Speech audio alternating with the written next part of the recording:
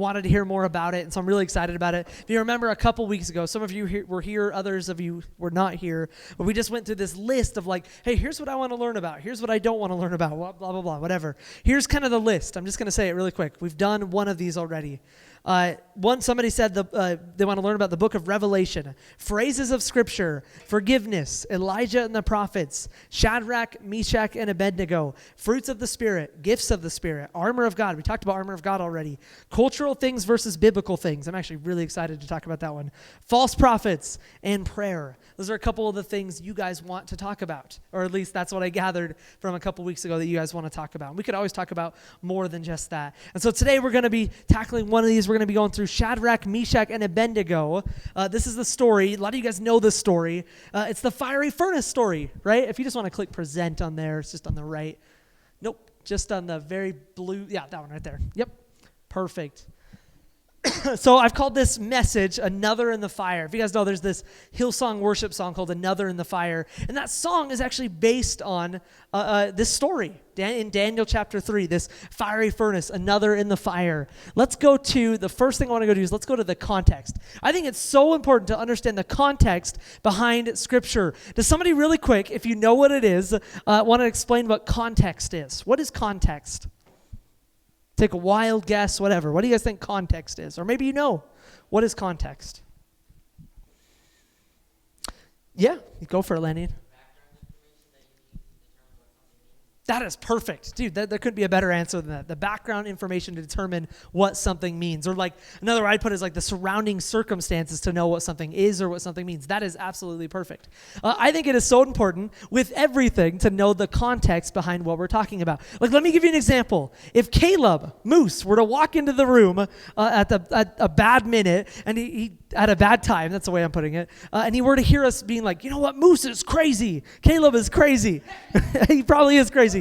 But no, like imagine, or like Moose is so, I don't know. Yeah, crazy is the best thing I think of. He's so crazy, right? Imagine if he walked in and heard that and he's like, what the heck? I don't know. He'd probably like that. But he's like, what is going on, right? Why are they calling me crazy? And then he's super mad and then he runs out. But if he would have heard the context, it would have been like, you know what, Moose is crazy, awesome, or something like that, right? That's the context behind what we're talking about. So it's so easy for us to take things out of context, and people do this all the time with the Bible. They take things out of context, right? All the time people do this. And so it's so important for us to grasp what the context is before we know a story, right? It's so important. So here we go. I want to talk about the context behind this story, the fire furnace, Shadrach, Meshach, and Abednego. Who's heard this story really quick? The fire furnace, 3 men in a fire furnace. It's one of those stories in the Bible. I'm checking the time. It's one of those stories in the Bible, like you probably heard before, but who's actually, like just a genuine, honest question, who's actually looked in the Bible and actually read this story from the Bible? Like this is the kind of story, sure, that's good. This is the kind of story that like you grow up hearing about. Like you go to, for me, my parents are children's pastors. This is the kind of story I probably heard about like all the time, like Noah's Ark, Jonah, all these different stories, the flood, creation, Adam and Eve, right? You hear about all these old, especially Old Testament stories, or even Jesus, you could even say like the cross, Jesus dying on the cross and rising again. You hear about all these Bible stories, but sometimes we don't actually dive into the Bible and actually read them for ourselves. Who's been guilty of that? I've been guilty of that before, all the time. So that's what we're going to do tonight. We're going to dive into the Bible and understand the story and the context behind this story. Whew, that's a mouthful. All right. The context behind this story is what's called the Babylonian exile. And I want to read this excerpt from Lamentations chapter 1. Lamentations chapter 1, written by the prophet Jeremiah. And I want you once I read this, I want somebody to just raise their hand and describe what the mood is in this text. What is the mood? Here we go. How lonely sits the city that was full of people. How like a widow has she become. She who is great among the nations, she who was a princess among the provinces has become a slave. She weeps bitterly in the night with tears on her cheeks.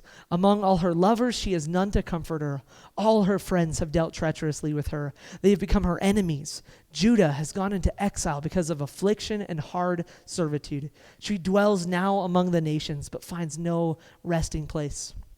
Her pursuers have all overtaken her in the midst of her distress. The roads to Zion mourn, for none come to the festival. All her gates are desolate. Her priests groan. Her virgins have been afflicted, and she herself suffers bitterly. Her foes have become the head. Her enemies prosper, because of the Lord has afflicted her for the multitude of her transgressions. Her I can't read that word, have gone away. Children, I think is what it says. Children have gone away captives before the foe. So what's the mood? What's the setting, mood behind this verse? Yeah. Super depressing, super sad, right? I mean, the first thing is how lonely sits the city. Absolutely. So a little bit of context. This is, once again, the prophet Jeremiah in the book of Lamentations. Lamentations is a very short book. In this book, the prophet Jeremiah is mourning. He's weeping the destruction of Israel, of Judah, and Jerusalem. This is about the city of Jerusalem. It's using this analogy, this picture of like a woman, like a married woman who's been deserted.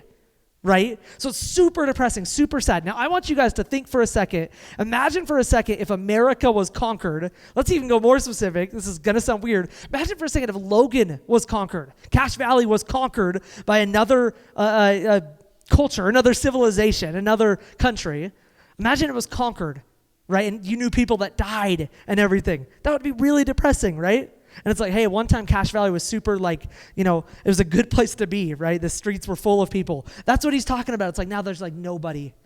It's totally deserted, totally desolate. The city's been destroyed. So this is, in the context, it's what's called the Babylonian exile. And what that means, in fact, you know what? Let's go to that first thing right there, the Nebuchadnezzar. What that means is Nebuchadnezzar. That's a fun word, Nebuchadnezzar. It's a big word. What that means, really quick before I read this, the Babylonians, this empire, giant empire, came into Judah, I'll even show a map here in a second, this giant region and conquered everything. I mean, just everything. Like the city of Jerusalem is laid to siege. That is, this opposing army attacked it and defeated it, ultimately. God allowed that to happen. That's what that verse just said of Lamentations. God allowed that to happen. Partly because Israel's forsaking him. They're like, we don't care about you, God. It's not that God caused that to happen. He allowed that to happen. Sometimes God gives us pain. This is like an extra. This is like not even part of my sermon. This is just freebie. Sometimes God gives us pain in order to wake us up sometimes. C.S. Lewis says, sometimes pain is God's megaphone to rouse a deaf world. Does that make sense? Sometimes God gives us troubles and afflictions. Like, hey, you need to turn to me. God allows things to happen, and it's like, you need to be in right relationship with me. You need to turn to me. And that's exactly what happened to Jerusalem. It's like, hey, you guys need to turn to me. I want you. I want to be in right relationship with you. And Israel's like, no.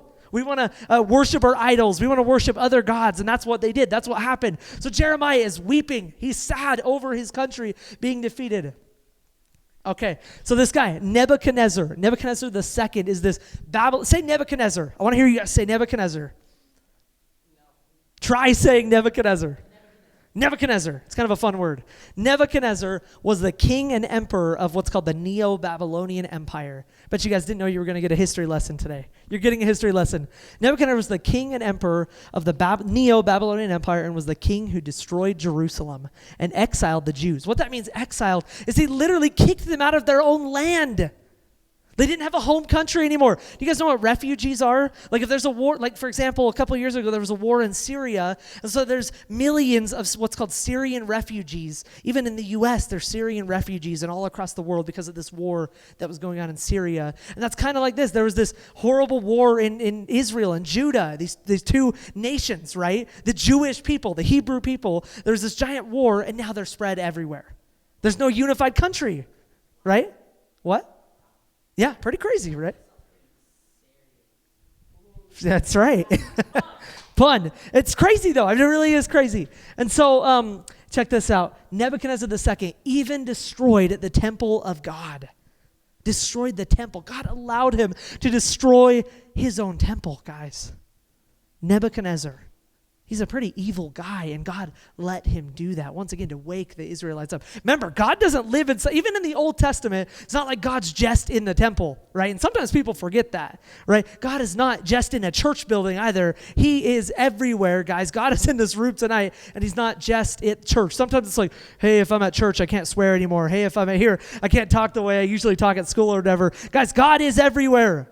It's not as if he's just contained in the church building. It's not as if you walk past me or Pastor Dane or somebody, it's like, oh, I got to behave. No, guys, God is literally everywhere and knows every single one of your thoughts, right? So, like, don't you dare think that God is just in the church building. Sometimes the Israelites were like, God's just in the temple. He's not just in the temple. Anyway, he destroyed the temple of God. Let's keep going. So a little more context into the Babylonian exile. Daniel, Shadrach, Meshach, and Abednego are the names of these three people that are going to be thrown into the fire furnace. We'll get into that story in just a second. Really quick, this picture to the right, our right, my left, your guys' right, is this map of the Neo-Babylonian Empire. Just how big it was. It was giant, guys. It's like stretches from the Arabian desert all the way up to this kingdom of Lydia, way up here, Tarsus. I don't know if you guys know any of these cities, but that's okay. Almost to the kingdom of Egypt, right? Super large empire. Gigantic empire that just literally was the biggest empire at the time. By the way, there's obviously this Median empire, the Medes and the Persians. They come a little bit later, but there's this giant empire, way bigger than Israel, way bigger than Jerusalem. I want to read this. This is from Daniel chapter 1. We're going to be in Daniel chapter 3, but this is Daniel chapter 1. It says this: in the 3rd year of the reign of, this is kind of a fun name. Biblical names, by the way, are so much fun. They're hard to pronounce, but they're fun. Jehoiakim is his name. Jehoiakim, king of Judah, Nebuchadnezzar, king of Babylon, came to Jerusalem and besieged it. Verse 2, and the Lord gave Jehoiakim, king of Judah, into his hand with some of the vessels of the house of God. He ransacked the temple. He took stuff from the temple and burned down the temple, destroyed the temple, and he brought them to the land of Shinar, to the house of his God, and placed the vessels in the treasury of his God. Nebuchadnezzar's not a Jew. He doesn't worship God. Right? He's not a Christian by any means, but he's definitely not somebody who loves God. He's an evil king. Right? Then the king commanded Ashpenaz, his chief eunuch, to bring some of the people of Israel, both of the royal family and of the nobility. Verse 4, youths without blemish, of good appearance and skillful in all wisdom, endowed with knowledge, understanding, learning, and competent to stand in the king's palace and to teach them the literature and language of the Chaldeans. Some of this you probably won't understand. I'll try to explain some of it. The king assigned them a daily portion of the food that the king ate and of the wine that he drank. They were to be educated for 3 years, and at the end of that time, they were to stand before the king. So what he's doing is like, once again, Nebuchadnezzar has conquered the land of Judah, conquered Israel, but what he's doing is he's taking some of these, like especially kind of rich and noble Hebrew people, he's taking them to be servants to him, to be educated in his culture. Right? They didn't have a choice in the matter. You could even say slaves. They were treated pretty well. It says they were educated for 3 years, but it was by force, right? It wasn't fair. They were taken from their family. A lot of people had their family killed, right? And they were forced to live under King Nebuchadnezzar, serve under King Nebuchadnezzar. And so, and that's what happened to Daniel, Hananiah, Mishael, and Azariah of the tribe of Judah, and the chief of the eunuchs gave them the names, literally. The Babylonians changed their names. You guys probably know them by these names: Shadrach, Meshach, and Abednego. Daniel he called Belshazzar. Hananiah he called Shadrach. Mishael he called Meshach. And Azariah he called Abednego. Literally, the Babylonians changed their identity. They were Jews. They had their own name. Imagine somebody do that to you guys, kidnapping you, making you slaves, and they're like, you know what? I'm not going to call you by your original name that your mom gave you. I'm going to call you by this new name, right? That's what they did. Right? And so that's kind of funny because like when you hear about this in kids' church and stuff or in church, you always hear them by Shadrach, Meshach, and who's heard the name Shadrach, Meshach, and Abednego? You probably heard those names. But that's really not their actual names. That's the Babylonian. They're easier to say, maybe, I don't know. But that's the Babylonian names they were given. Right? Let's go to the next part here. Should have coughed in my armpit, coughed in the mic. All right, Nebuchadnezzar's statue. And we'll go into this in a second. Nebuchadnezzar's statue. Nebuchadnezzar told the three to bow down. That's what happens. We'll go into the story in a second. And yet they did not. They stood up and did not worship Nebuchadnezzar as God, and therefore were punished by being thrown into a blazing hot furnace to burn them alive. When I hear the word furnace, I don't know about you guys. When I hear the word furnace, I think of like an oven, like a cozy little oven. When I was a little kid, maybe like Minecraft. When I was a little kid, I remember like hearing the story and be like, oh, it must have been like an oven, like an actual oven. It's super weird, but that's not what it was. It was like an actual like mode of execution. This like what you'd imagine is almost this like brick building, and it was so hot they light it underneath, and they burned him alive. Very brutal, violent execution. Let's go to the next slide. If you want to click on I think there's a home button somewhere, maybe not. If you just want to click in general, I think it'll exit you out. There we go. Sorry, just that house. I don't know if you can see it or not, Warner. Just that, yeah, right there. Yep. Then you can press present again if you want. Only if you want. No, just kidding. If you want to click on the story now. No. All right, let's click on that first little dot there, and all you're going to have to do after that is just press space. That's it. All right, here's the story. Now we're finally getting somewhere. Daniel chapter 3. King Nebuchadnezzar, I'm going to read it. This is all the verses. I didn't put the verse numbers next to it, because sometimes, by the way, did you guys know the verse numbers were added much later? Like when it's like verse 2, verse 3. Those weren't originally in the in the Bible. They weren't there. They weren't in the text.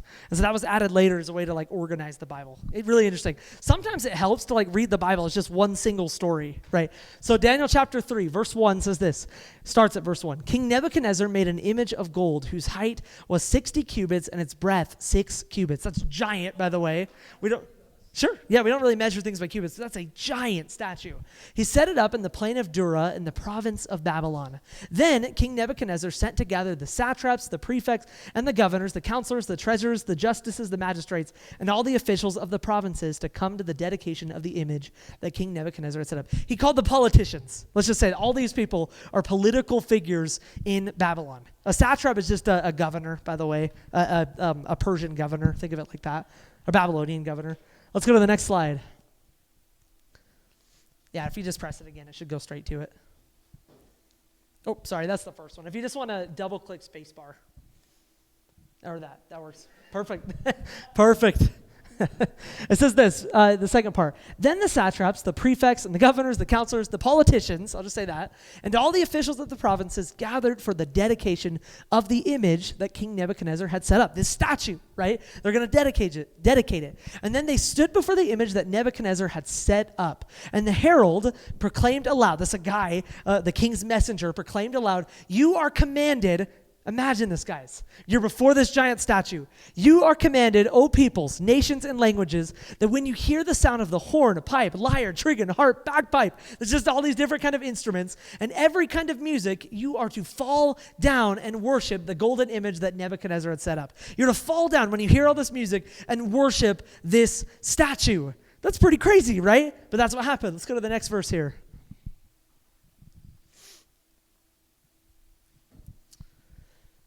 And whoever does not, this is what he said, whoever does not fall down and worship shall immediately be cast into a burning fiery furnace. It's either bow down and worship this statue that I made, or be cast into a furnace, die. Therefore, as soon as all the peoples heard the sound of the horn, all these instruments, and every kind of music, all the peoples, nations, and languages fell down and worshiped the golden image that King Nebuchadnezzar had set up. They all worshiped this statue. Worshipped a statue. That sounds weird, right? They all worshiped this statue of King Nebuchadnezzar. Partly because Nebuchadnezzar wanted to be worshipped himself, which is very common for kings back in the day. They literally would you guys know what pharaohs are, right? Do you know pharaohs literally considered themselves like God, another God? That's what Nebuchadnezzar was doing. He's just another God, right? Let's go to the next slide. Yep, perfect. Therefore, at that time, the time to worship, certain Chaldeans came forward and maliciously accused the Jews. They lied about the Jewish people. They declared to King Nebuchadnezzar, "O king, live forever," suck-ups, right? "You, O king, have made a decree that every man who hears the sound of these instruments and every kind of music shall fall down and worship the golden image, and whoever does not fall down and worship shall be cast into a burning fiery furnace." They're just repeating what he said. "There are certain Jews whom you have appointed over the affairs of the province of Babylon, Shadrach, Meshach, and Abednego." I don't know if I made this clear. Shadrach, Meshach, and Abednego, and Daniel were really popular people in Babylon. They were high officials. They were politicians, essentially. They were high figures in society. And the king knew them personally. It says this, "These men, O king, pay no attention to you." They're lying. That's not true, right? "They do not serve your gods or worship the gold image that you have set up." Now, that's true. They didn't worship his God. They didn't worship the Babylonian gods. They're Jews. They worshiped God, guys. Let's go to the next slide.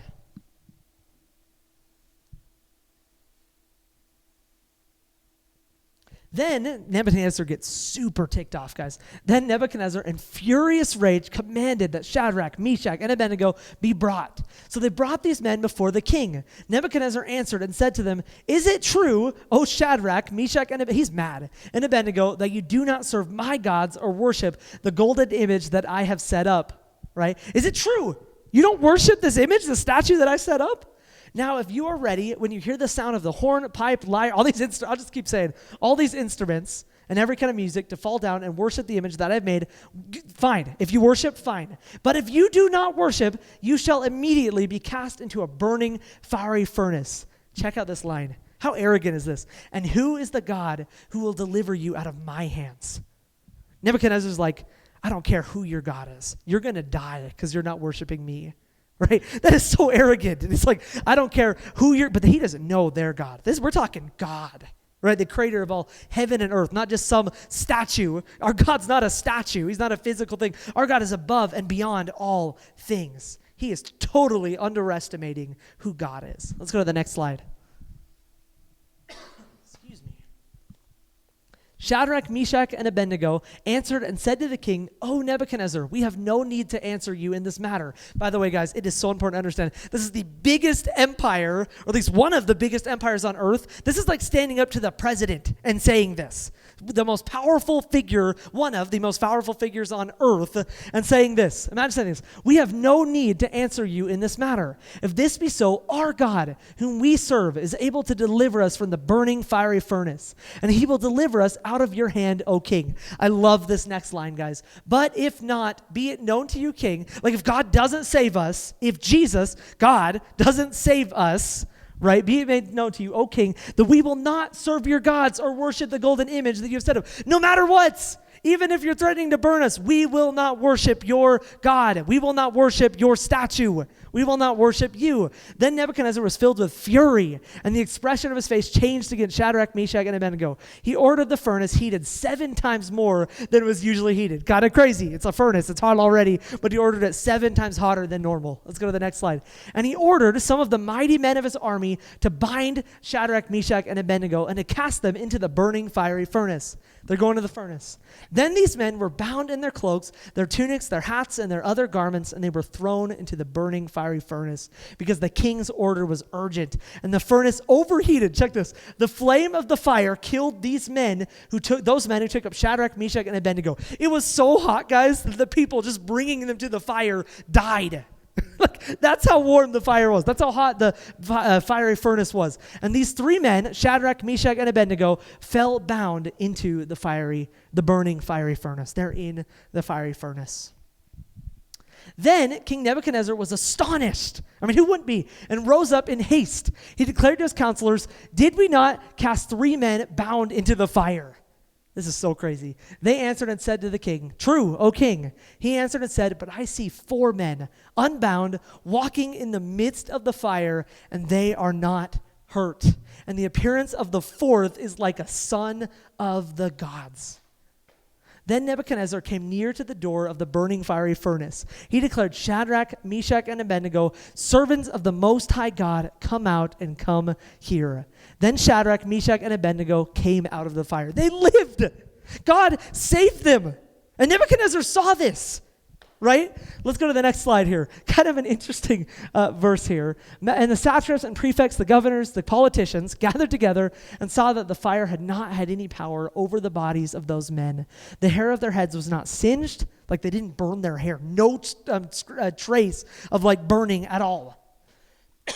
Let's see, the hair of their heads were not singed, their cloaks were not harmed, and no smell of fire had come upon them. Nebuchadnezzar answered and said, Blessed Nebuchadnezzar, this evil king who destroyed the temple of God, said this. Nebuchadnezzar answered and said, Blessed be the God of Shadrach, Meshach, and Abednego, who has sent his angel and delivered his servants who trusted in him and set aside the king's command and yielded up their bodies rather than serve and worship any god except their own God. He has no other choice but to be like, Okay, whatever's going on, whatever, by the way, he still believes. It's not as if he became we wouldn't say, it's not as if he became a God follower, a Christian or anything, right? He still worships his other gods, but he recognizes something, guys. He recognizes that their God, our God, has power.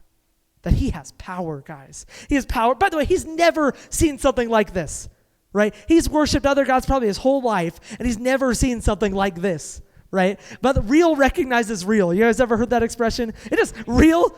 Yeah, gamer recognizes game, is that what you said? It's true. Real recognizes real, guys. You have to understand, when you see something authentic, you can tell the difference between fake and authentic. You can tell the difference. There's a major difference between what's fake and what's authentic, and Nebuchadnezzar saw that. Check what he says. This is Nebuchadnezzar. Therefore, I make a decree. Any people, nation, or language that speaks anything against the God of Shadrach, Meshach, and Abednego shall be torn limb from limb, and their houses laid in ruins. For there is no other God who is able to rescue in this way. Then the king promoted Shadrach, Meshach, and Abednego in the province of Babylon. By the way, it's not as if the Bible's like, oh, it's okay to totally rip people limb from limb if they don't do this. That's just what Nebuchadnezzar did. Right? The Bible never says that's right of him to do that. This guy's kind of a mean king, but that's what he did. He's like, hey, if you don't worship their God, you're going to be torn limb from limb. That's what he said. He's a pretty harsh guy. All right, guys. So the first thing I want to ask, and it just really application, this crazy story. Everybody pay attention. What do we worship? Here's the question. Sure, we aren't typically bowing down to giant statues in American culture. We're not bowing. There's not as if there's like a giant statue to the president or something in our backyard or in every city, right? By the way, in ancient times, that was actually pretty common. But nowadays, we don't do that, right? But people worship things every day that are not God. What are the things that are, I want to hear you guys' thoughts. What are the things that our culture and society worship? What do we worship in our culture and our society? And remember, worship is what we make supreme. Yeah. That's good. Absolutely. Do you want to share a little more about that? That's really good, though. I think that's good. Other people, whether it's a relationship, whether it's all sorts of different stuff. Idols. We make people idols, right? We look up to celebrities are a super big idol, right? Absolutely. Yeah, Moose. Definitely. We worship celebrities in our culture. Absolutely. Instagram influencers also. Yeah, absolutely, man. We do. It's true. We place celebrities on such a high pedestal, right? Absolutely. Do you have something, Warner? Okay, I just saw you go like that. You're good. Yeah, there's all sorts of things we worship, guys. Any other thoughts on what we worship as a culture? What do you guys think? Hey, I'll tell you this, Moose. I mean this. If I ever put fishing above God, that absolutely would be me worshiping fishing. And it would be. And man, I got to be careful sometimes. Sometimes like, man, I want to go fishing, and I do it too much sometimes. So man, that hurts, but it's true. That's good. Let's go to the second part here, the consequences. Will there be consequences if we do not worship? And I want to ask you guys this, kind of rhetorical, kind of not. Will there be consequences if we do not worship the things that our world and culture tell us to? What are the consequences if we don't fit in with the world? What are the consequences? Like if we don't, we're like, I'm not going to support that. I'm not going to do that. What are the consequences? Yeah.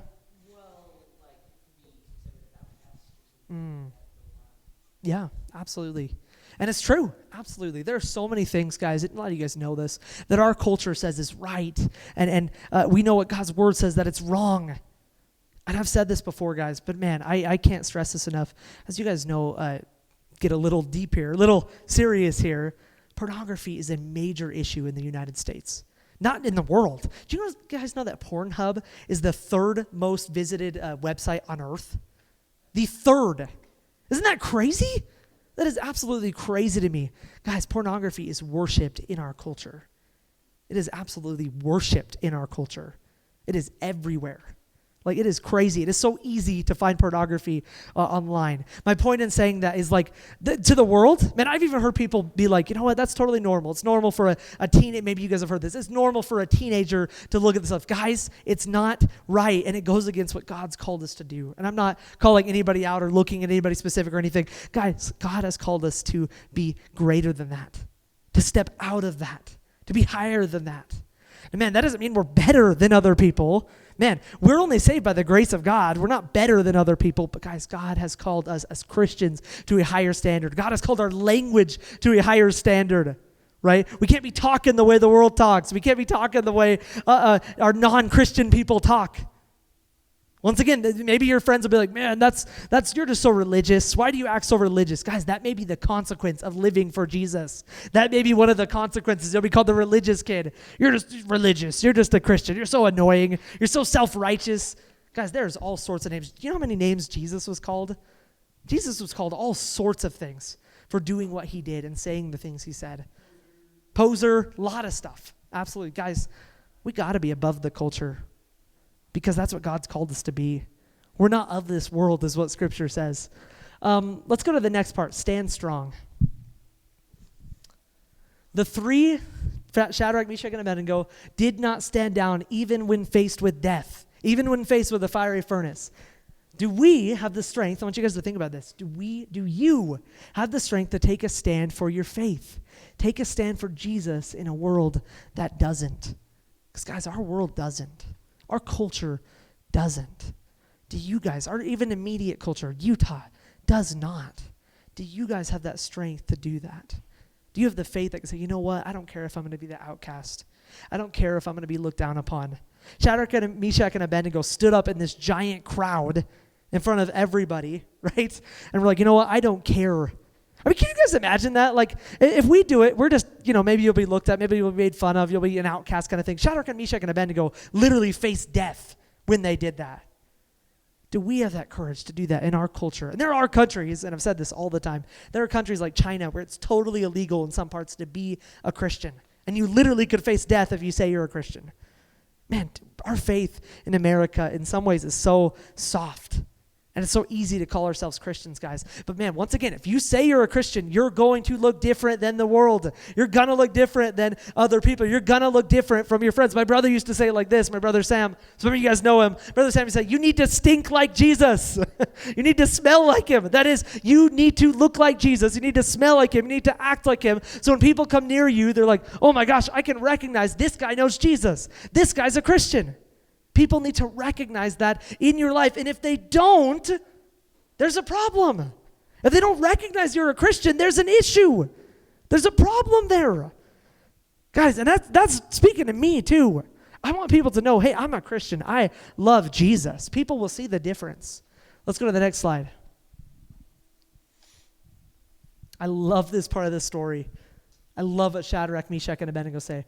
The three had the faith to say, even if God doesn't deliver us, even if he doesn't, we will still not bow to your gods and your statue. We're not going to do it, even if God doesn't deliver us. What if God, let me ask this, what if God doesn't rescue you? What if he doesn't heal you? Will you still worship him? Now, God does heal. I believe that completely. I believe God does rescue. Like if you're in a tough situation, God rescues people. Praise God for that. But I want to ask you guys, do you have the faith to say, you know what, God, Lord, even if you don't rescue me, I'm going to worship you. I'm going to glorify you. I'm still going to be in relationship with you because you are good and you're better than what the world offers. Do you guys have that kind of faith? I want you to think about that. Do you have that kind of faith? Let's go to the next slide. The last one, another in the fire. And in a second, I'll play that video. The three did not burn up, and there was another in the fire with them. Some people have said that this was a physical, and hopefully you'll catch this, kind of big words here, a physical precursor to Jesus, and others say an angel.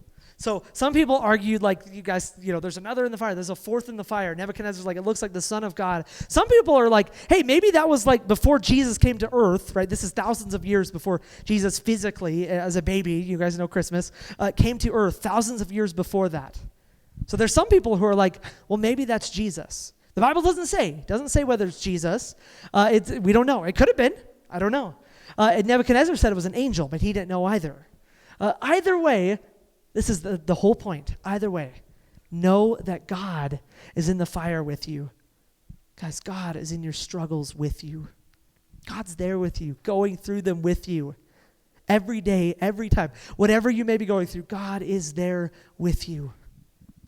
There's another in the fire. You are not alone. Guys, that is great news. You don't have to walk this life alone. You don't have to do things on your own because there's another in the fire with you. We don't have a God that's super distant and far away, right? That we have to come to church to once a week to visit him. We have a God that's near to us. Whatever you're going through, anything, he is near to you. The Bible says he's near to the brokenhearted. The Bible also says in the book of Psalms that he delights in the righteous, that he wants to spend time with you. He delights in every detail of their lives. God wants to spend time with you guys. He wants to be near to you, and he is there with you in your trials, in your struggles, when you're in the fire. Jesus is there with you guys. So here's what I want to do. It's about an 8-minute song. I actually put this on kind of last minute, but I was like, man, I want to really worship. I want you guys to spend some time with the Lord tonight. I really do. Guys, I'm going to play this song. I played this last week. You guys have heard this song. I played it in youth a couple times. Another in the Fire. Sorry. It just plays like that, but that's because I was playing it earlier. But anyway, it's called Another in the Fire. You guys have heard this song. And that's what it's about. It's this Daniel chapter 3, Shadrach, Meshach, and Abednego story. There's another in the fire with you guys. And if we could just, the lights down low, worship and pray to this song, I want you guys to spend some time with Jesus tonight. Man, I want to pray for you guys real quick before we do this. Every head bowed, every eye closed. Let me pray for you guys. Father, I just pray for each and every person here tonight. God, that you would speak into their lives, speak into their hearts, Lord. Know through all their struggles, all their pain, all their trials, God, that you are there with them. There's another in the fire with them, Jesus. God, I pray that you give them the faith to stand and be bold like Shadrach, Meshach, and Abednego, God. Lord, I just pray for that tonight. And most importantly, let us spend time with you tonight, God. Have your way in our lives.